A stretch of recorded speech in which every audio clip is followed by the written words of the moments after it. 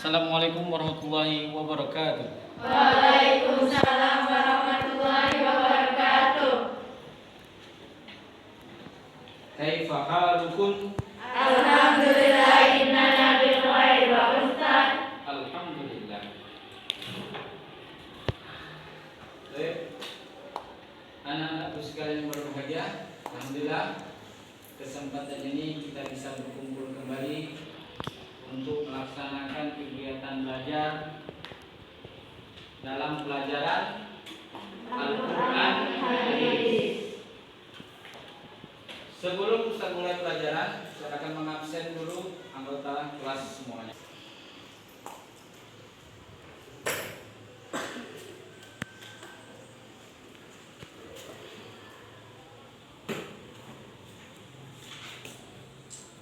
Afifah, Aliyah Tamara, Fadila Izza, Laila,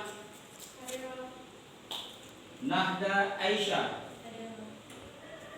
Naura, Sifa. Alhamdulillah semuanya hadir semua dan sehat semua. Anak-anakku sekalian berbahagia. Minggu kemarin kita telah melaksanakan pembelajaran bab 1 dengan judul Nabi. Ya. Sekarang Ustaz akan bertanya sedikit dari materi yang kemarin. Siapa yang bisa memberikan contoh dari hukum tajwid madlin? Itu di ujung.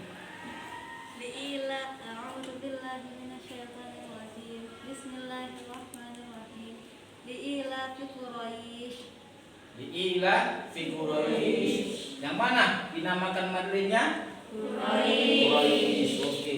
Tepuk tangan untuk teman-teman. Pertanyaan kedua.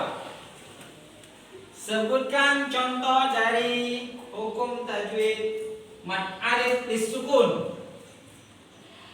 Silakan. Muflihun. Yang mana mad alif lisukunnya? Oke, benar. Baik, anak-anakku sekalian, pada kesempatan kali ini kita memasuki pembahasan yang kedua, bab kedua, dengan judulnya ialah, di bab ini kalau kita berbicara tentang rezeki itu sangat luas sekali. Ya, baik di dalam Al-Quran, di dalam hadis, Allah Subhanahu wa Ta'ala banyak menerangkan kepada kita, mengajarkan kepada kita bagaimana menyikapi rezeki yang diberikan oleh Allah Subhanahu wa Ta'ala. Coba kita berpikir, ya, apakah rezeki itu hanya materi yang kita dapat dalam kehidupan sehari-hari? Apakah rezeki itu hanya diukur dengan berapa uang yang kita dapat dalam kehidupan sehari-hari? Tidak. Sekali lagi itu adalah tidak. Ya. Akan tetapi yang dinamakan dengan rezeki itu ialah segala sesuatu yang diberikan oleh Allah Subhanahu wa Ta'ala kepada kita itu adalah rezeki. Contoh apa ini? Sehat, kuat, ya. Akal yang diberikan oleh Allah kepada manusia. Kemudian banyak lagi nikmat-nikmat yang Allah berikan kepada manusia. Itu semua adalah rezeki. Sekarang timbul pertanyaan, apa sih definisi rezeki itu? Baik. Pengertian rezeki. Di sini kita baca, rezeki berarti segala sesuatu yang bermanfaat bagi makhluk serta dapat dimanfaatkan oleh manusia sebagai sumber penghidupan. Ya. Udara yang kita hirup dalam sehari-hari itu menjadi sumber untuk kita bernapas. Itu kan rezeki. Rezeki bukan? Rezeki. Kemudian rezeki juga berarti anugerah, karunia atau pemberian dari sisi Allah Subhanahu wa taala kepada makhluknya. Ini adalah yang dinamakan dengan definisi rezeki. Di dalam Al-Qur'an banyak Allah menjelaskan, wa in ta'uddu nikmatallahi la tuhsu. Di dalam Al-Qur'an Allah Subhanahu wa taala berfirman di dalam surat Ar-Rum, ya, ayat ke-40. Allah berfirman, baik anak-anakku sekalian, Allah Subhanahu wa taala telah menjamin rezeki setiap manusia. Di dalam surat Ar-Rum ayat 40 Allah berfirman, Allahul ladzi khalaqakum tsumma razaqakum tsumma yumitukum tsumma yuhyikum hal min syurakaikum may yaf'alu min dzalikum min syai'. Di sini Allah Subhanahu wa taala menjelaskan yang artinya dalam ayat itu tadi, Allah lah yang menciptakan kamu, kemudian memberikanmu rezeki, lalu mematikanmu, kemudian menghidupkanmu kembali. Adakah di antara sekutu yang kamu sembah itu yang dapat memberikan yang demikian? Maha suci Allah yang maha tinggi dan dari apa yang mereka persekutukan. Di ayat ini Allah Subhanahu wa taala menjelaskan setiap manusia itu sudah dijamin rezekinya masing-masing. Allah menantang siapa? Orang-orang yang mensekutukan Allah. Dengan apa? Orang kafir mensekutukan Allah. Ada dengan yang menyembah berhala, ya, ada menyembah hewan dan lain sebagainya.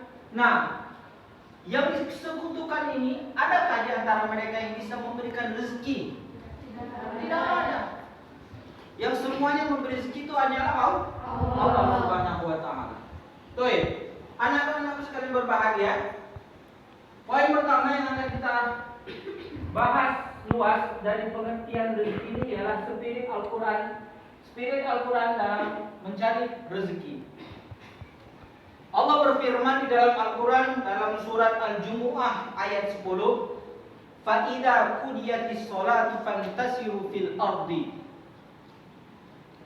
wabtaghu min fadlillah wadhkurullaha la'allakum tuflihun." Artinya, apabila telah ditunaikan sholat, maka bertebarlah kamu di muka bumi dan carilah karunia Allah dan ingat Allah sebanyak-banyaknya supaya kamu beruntung.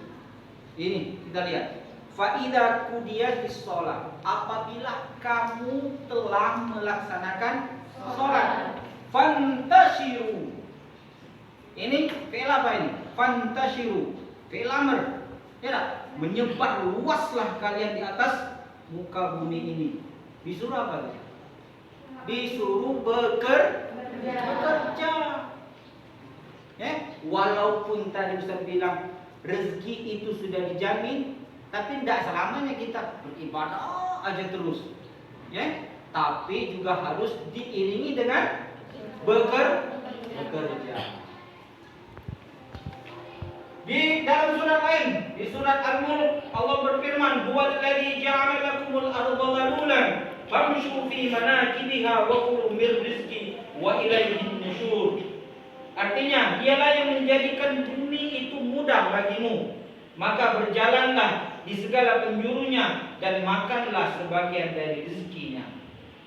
Di sini Ibnu Katsir menjelaskan di dalam tafsirnya, ya, menyuruh kita untuk bekerja sekuat tenaga, ya, bekerja keras untuk dalam melaksanakan mencari rezeki. Salah satu cara untuk mencari rezeki ialah dengan cara berdagang, ya, berdagang. Coba lihat Rasulullah. Beliau itu umur berapa? Dipercaya oleh Khadijah untuk berdagang. Umurnya masih muda, ya.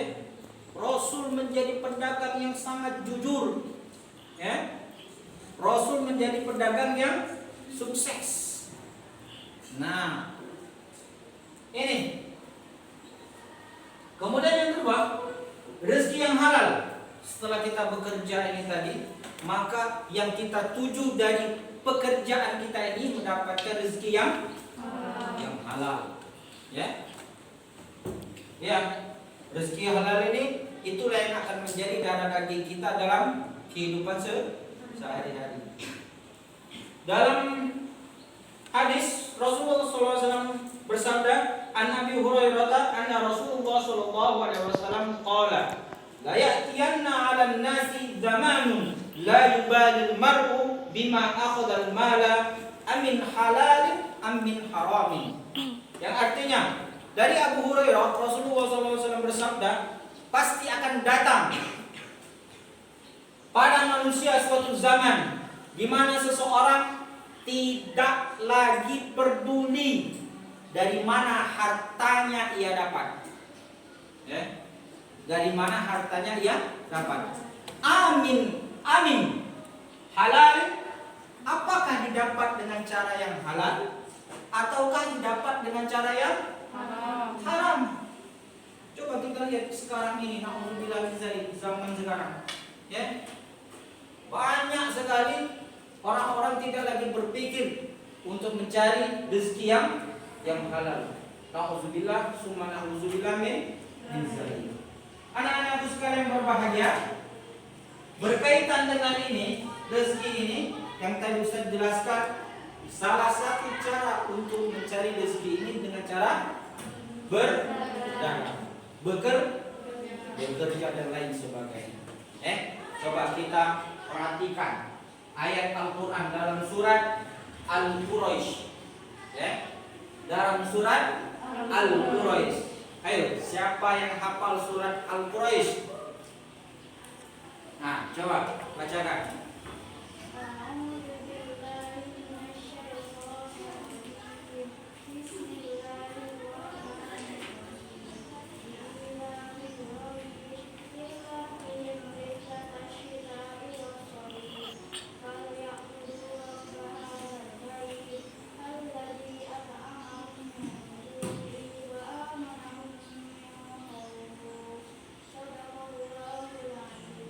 Baik, tepuk tangan untuk teman kita.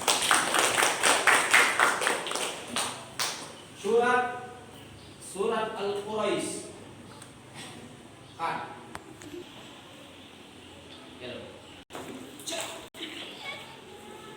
Baik, itulah tadi surat Al-Quraisy yang dibacakan oleh teman kita.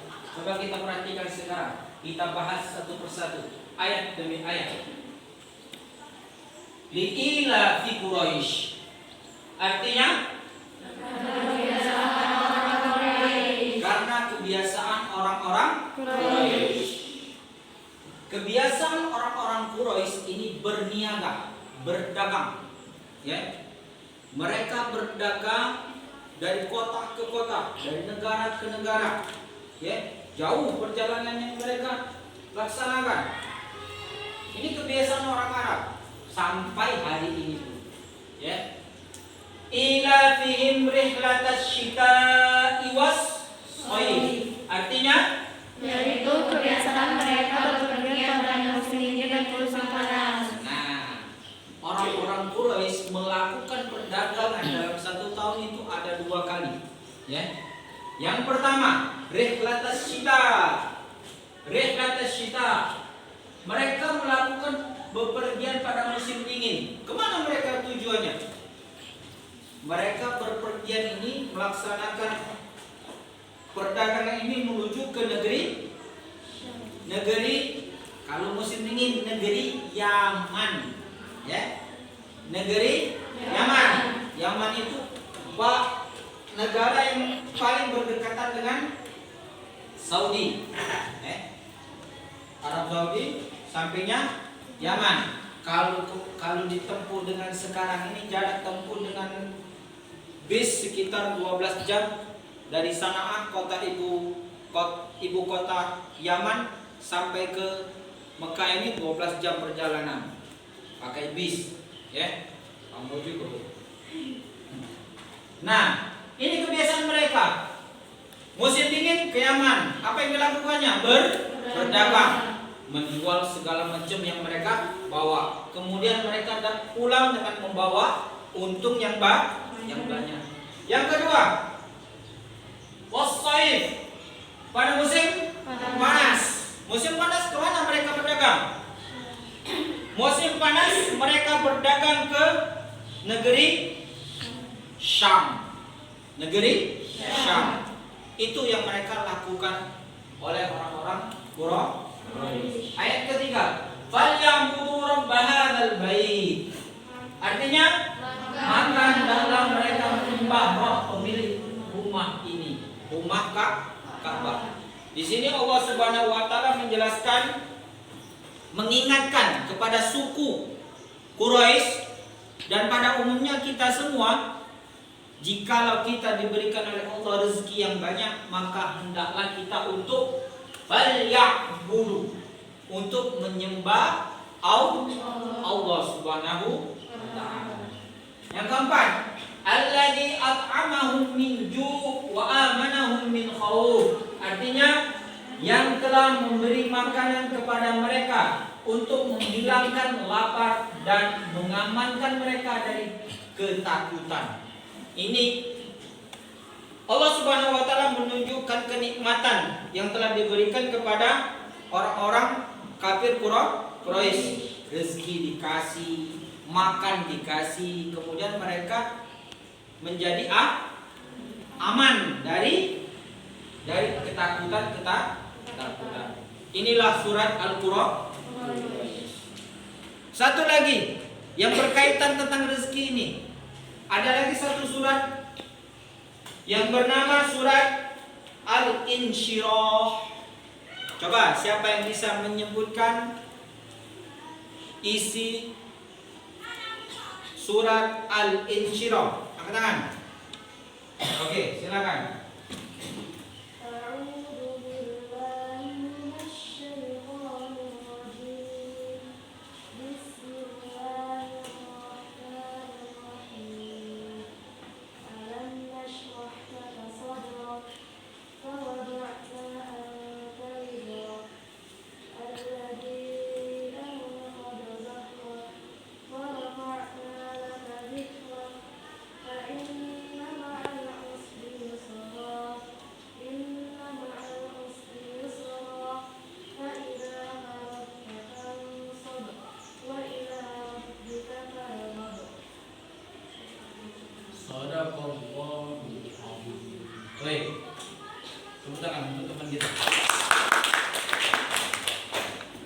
Surat Al-Insyirah. Surat Al-Insyirah yang kedua. Surat Al-Insyirah merupakan surat Makkiyah. Ya, surat Makkiyah. Surat Makkiyah adalah surat yang turun di Mekah. Jumlah ayatnya terdiri dari 8 ayat. Kita bahas satu persatu. Ayat pertama, Alam nasroh laka sadrak. Artinya, bukankah kami telah melapangkan dadamu? Domir ini, sadrak ini kembali ke siapa? Kembali kepada Nabi Muhammad. Allah menyatakan kepada Nabi Muhammad, ya, dinyatakan ayat ini kepada Nabi Muhammad. Sesungguhnya kami telah melapangkan dadamu dan kami memberikan cahaya hingga dadamu menjadi lapang. Ya. Yang kedua, wa wada'na 'anka wizrak, dan kami telah menghilangkan darimu bebanmu. Alladzi anqadha dhahrak. Ayat ketiga, wa rafa'na laka dzikrak. Nih sama ini. Ya, tidur di belakang. Ayat kedua, wa wada'na 'anka wizrak, dan kami telah menghilangkan darimu bebanmu wahai Muhammad. Kepada Muhammad, kepada Rasulullah SAW, bahwasanya Sebentar. Ayat pertama, alam nashrah laka sadrak. Bukankah kami telah melapangkan dadamu? Di sini Allah Subhanahu wa taala menyatakan kepada Nabi Muhammad, sesungguhnya kami telah melapangkan dadamu dan kami memberikan cahaya sehingga dadamu menjadi lapang dan luas. Ayat kedua dan ketiga, wa wada'na anka wizrak alladhi anqadha dhahrak, artinya dan kita telah menghilangkan dan kami telah menghilangkan darimu bebanmu yang memeratkan punggungmu.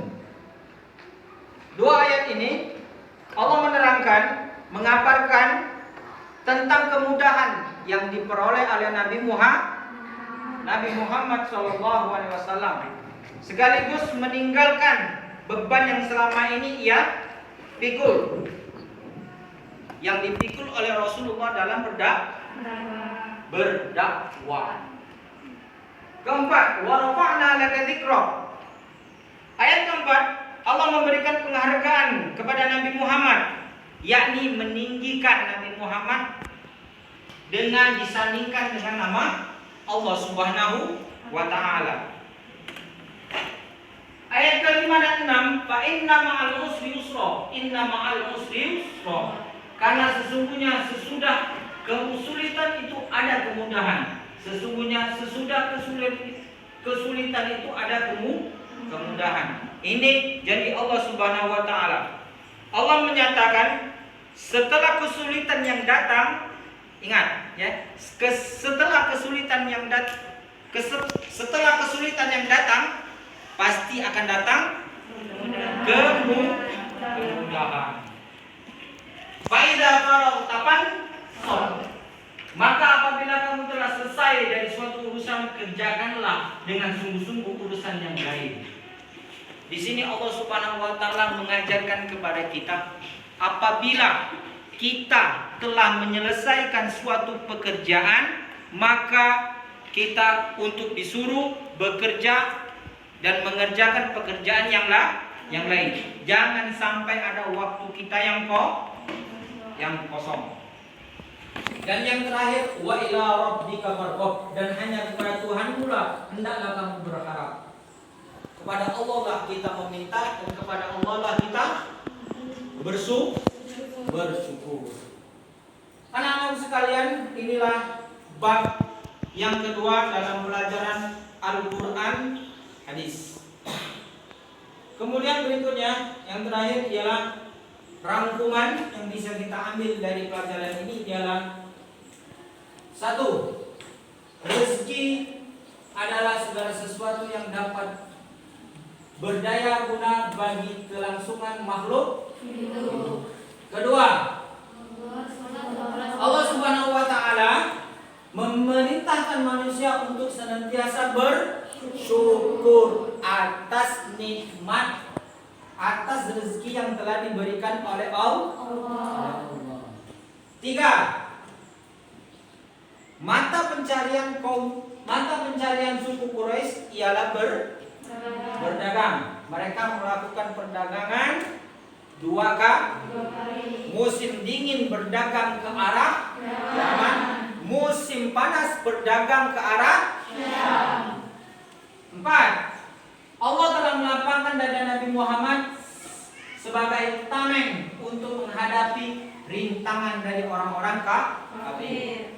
Ya, kalau kita lihat di pelajaran SKI, pelajaran sirah, ya, bagaimana Rasulullah begitu hebat, ya, cobaannya ketika ia berdakwah.